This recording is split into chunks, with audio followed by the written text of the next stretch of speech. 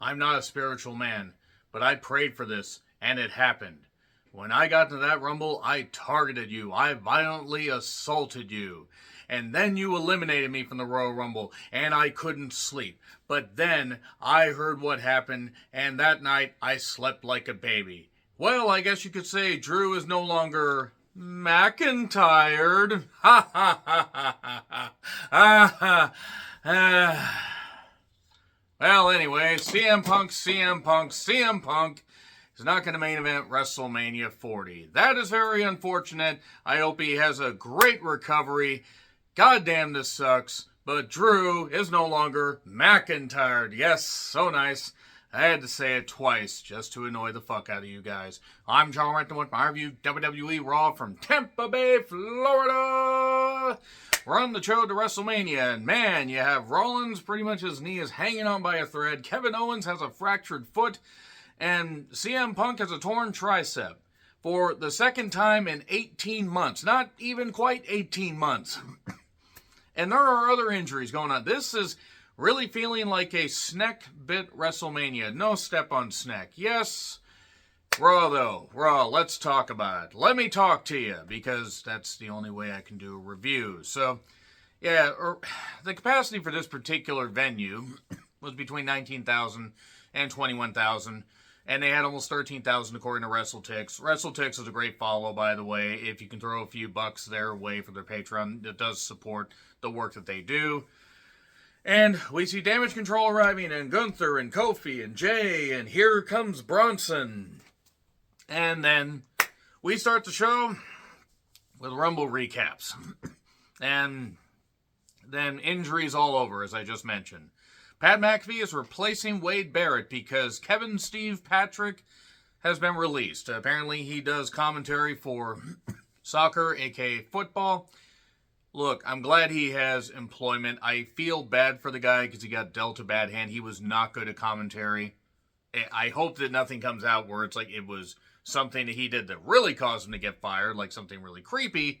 If it just wasn't working out, maybe don't put people on commentary when they aren't able to do it right, like Booker. So anyway, the first hour is commercial free. Punk is in a sling. Look in my eyes, what do you see? It's CM Punk in a sling. I'm sorry, I love Punk. I couldn't resist. I know his anger, and he saw his dreams get snapped like the tendons in his tricep. Oh, please. We see CM Punk in a sling. I'm done. I love Punk. I really feel bad for him. And it was on the DDT spot when that happened. When Drew did the double arm DDT, you could see Punk grab his tricep. I'm going to talk about the Punk segment. I'm going to talk about a little something. I'm going to digress for a second after this. So he came close. He praised, the various people the various people in the Rumble. He praised Cody. He tore his tricep, and he won't main event Mania. He doesn't want sympathy that maybe it will never happen. I think it'll probably happen next year. Hopefully. A torn tricep, he's out till at least SummerSlam. I would say that, if not just after SummerSlam. Hopefully he'll be back by then. And he talks about a friend of his named Chad Gilbert. No relation to Eddie or Doug, apparently. Maybe he's a cousin. I don't know. He has been battling cancer. I'm not sure what kind. Fuck cancer. Just want to say that. But he's never down. And this is just a flesh wound. And Punk is getting really emotional. You can tell this meant a lot to him.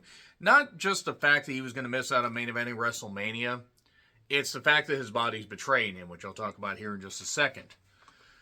His UFC run didn't go good, but it was a dream of his. It terrified him, but he had to try. And credit to him, he stepped in there. He got rocked, but he stepped in there. So, he will go till the wheels fall off.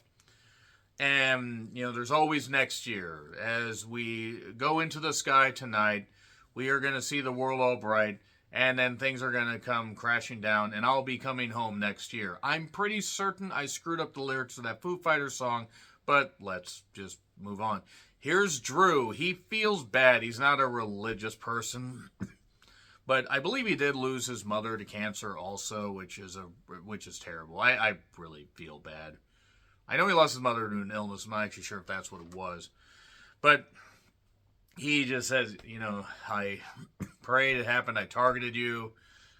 This is great. I can now achieve my dream, and you're going to be in pain. You're going to do this. And then he targets him. He beats him up after Punk tries to get a flurry in with his good arm. And then Drew safely targets the arm. And here's Sammy, and then we have our main event. And then Judgment Day talks about their business. We get a hallway DIY promo. And before I talk about that match, I'm going to talk about something really quickly. And this is not just strictly focused on Punk. This is focused on talents in AEW, focused on talents in New Japan. This is focused on talents in Impact. This is focused on talents in WWE. That Ring of Honor, glut, Adam Cole, baby, Kyle O'Reilly, Bobby Fish, even though he was around before wrestling was invented, and Roderick Strong, various other people, Samoa Joe. You got Adam Copeland. You got all these people. Christian Cage was out for quite a while. Cody was out with a torn pec. It's not just age. It's partly age, but it's also mileage, wear and tear. They have a youth problem. They talk about Jey Uso being, possibly in the main event. He's almost 40. It's not an ageist thing. It is simply just looking at facts. Bodies start to break down after a while. Punk is in his mid-40s. Next year is his one last shot to main event WrestleMania. And hopefully he does. Hopefully we get him versus Rollins. Or we get him versus Gunther. Or something. Something big. I think we're getting Rollins versus Punk at some point. But I had to digress for just a bit because this is an issue. And it's not just related to one company. Not saying you need to shove people out quickly, but Danielson's breaking down. This is his last year. He spent a lot of time on the injured reserve list. Or, on the bench, so to speak. Cole's out with, his bad ankle. All this stuff's going on. Kevin Owens has a bad foot. Seth Rollins, he's in his late 30s. He is not going to recover from that knee injury as well as he did, like he did 7 years ago. Age, mileage, Sami Zayn is also almost 40. Drew McIntyre is like 37, 38. There are a lot of people that are going to break down. And they're going to break down quickly.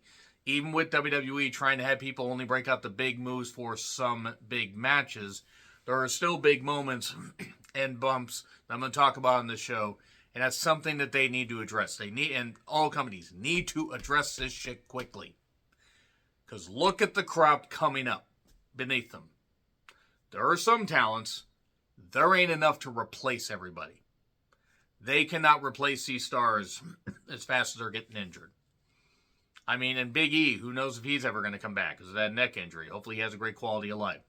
My point is I really hope that they can do something about this glut of injuries. And injuries happen in the contact, version of sports, entertainment, and theater like professional wrestling. It's not easy. If it was easy, everybody would do it. I just hope the Punk can recover, and I hope that he can get that one dance of glory at Mania. But nevertheless, let's move on to DIY versus Priest and Balor for the tag titles. 27 minutes into the program before we got to the first match. No breaks. Look, they got the crowd into it later, and it was fine. I don't have that much investment in DIY. I'm sorry. I was invested years ago. I don't care anymore. I just don't. There was a nice double submission spot. We got some nice dives. The crowd was very into it. And that stomp by Balor, there is no way to pull up on that shit. No way. 1, 2, 3. Dominic and JD show up. And more promo stuff. Priest brings out Truth. Or Truth, as Balor calls him. And Priest says that he likes him. He finds him funny and everything. But he's not a member of the Judgment Day.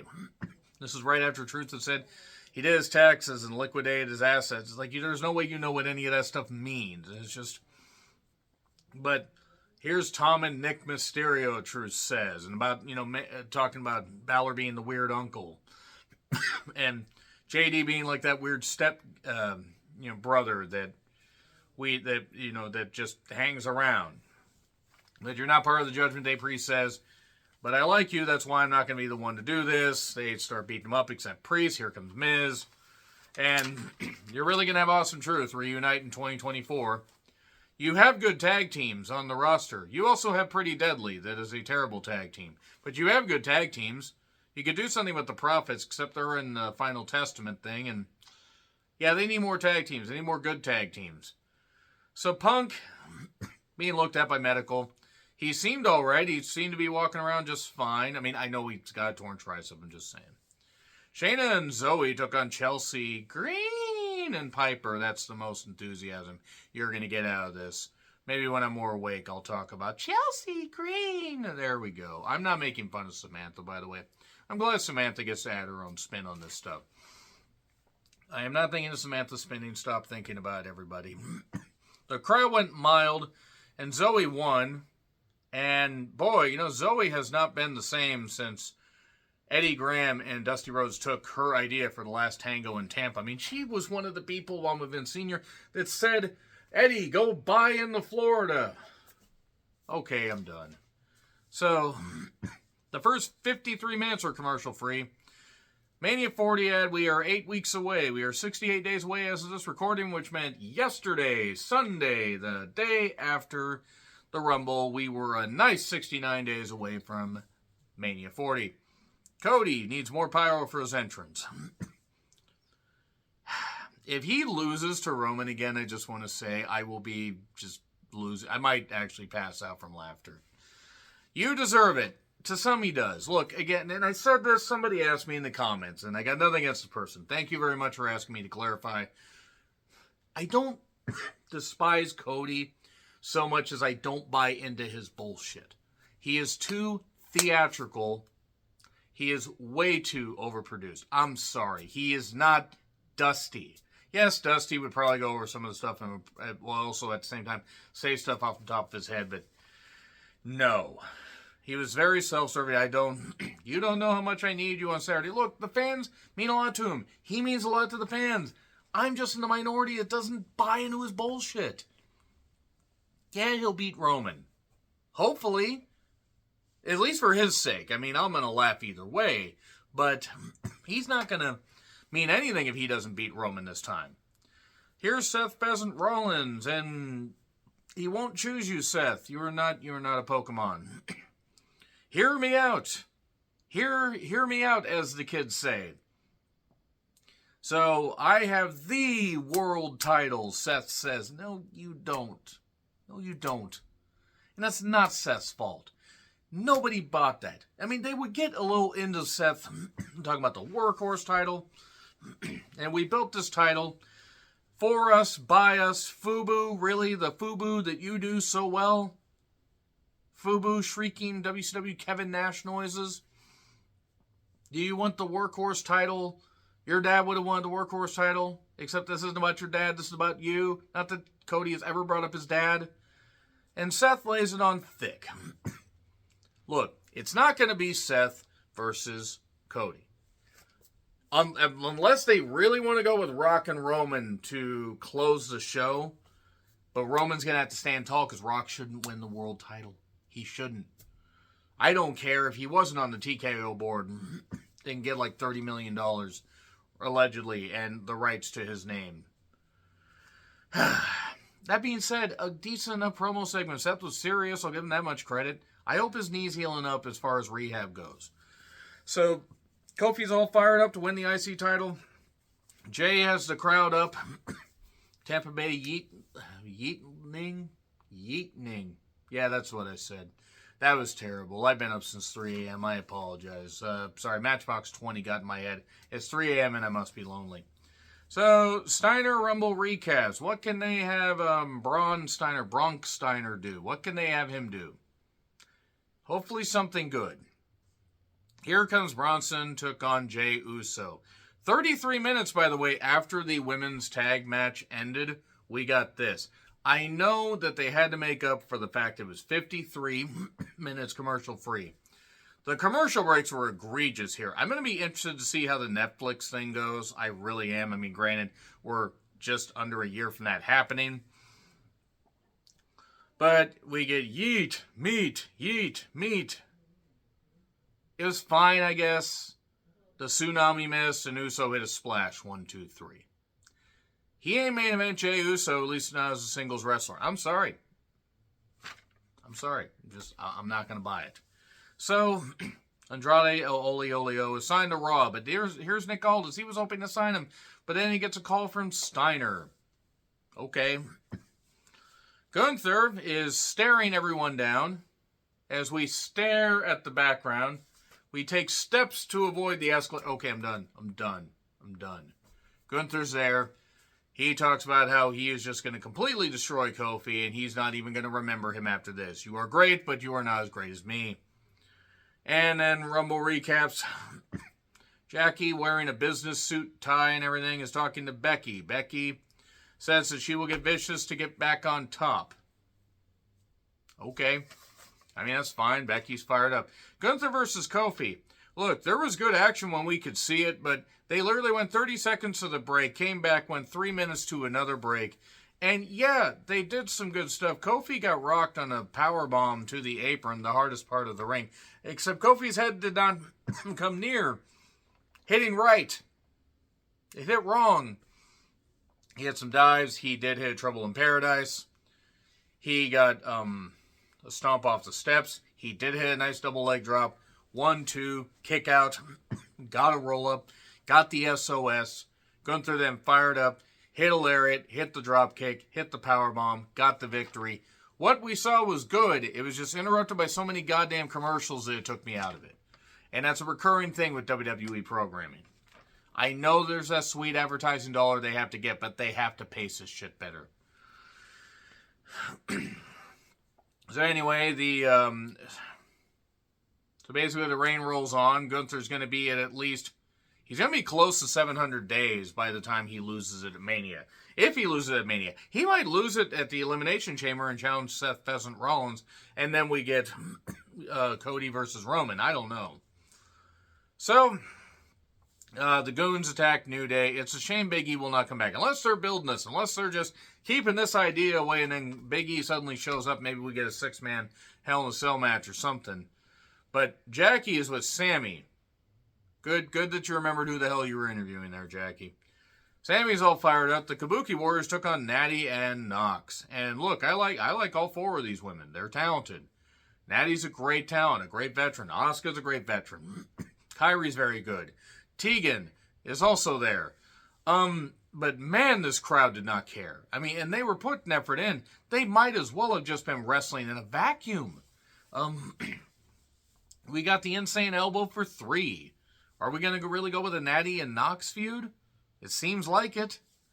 They really need to just get rid of the tag titles and have a mid-card title. I mean, that's what my best friend Chris, a.k.a. the Durbaneer, said a while ago, and that's really what they should have done.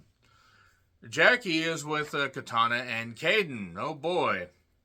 They say they're going to get their tag titles rematch next week. If that's not a scoop, I don't know what is. How'd they give you a goddamn scoop? How'd they give you a scoop? They literally told it in front of a live worldwide audience. Deer in the headlights, just like Jim Crockett. Samantha brings out Bayley. We go to break. Damage Control's in the ring, and I said, we're either getting an Orton Triple H thumbs up, thumbs down thing, or we're getting a Batista thumbs up, thumbs down thing. We didn't get any of that. Bayley was all fired up, and she's the cause of all this, what's causing all this. Here's Rhea, and then Nia attacks her, and Nia lays her out, and then Nia gets in Bayley's face, and because Bayley prefers not to be injured by the Crushinator, she left the ring. I'm going to say right now that if Rhea does not destroy Nia in 5 minutes and then throw her in the Outback so, like, every poisonous snake can get Nia, then this is pointless. Nia does not deserve to be in any kind of main event scene. They need to push her all the way back down the card after this, after Rhea beats her. Assuming that Rhea doesn't get injured because Crushinator Jax has no idea what she's doing. So, Bayley is going to make her decision on Friday. And then Drew took on Sami Zayn in a match that was fine. Drew ended up hitting an inadvertent low blow and hit the Claymore 1, 2, 3. It is nothing against these two. I didn't really care about the match at first. Yeah, there was a little bit of story behind it. It was what it was. Drew continues his heel turn. He did use white noise, which means Sheamus may be coming back. And we may be getting the lads clashing together. Unless we get Sheamus turning heel and we get the lads going after the tag titles.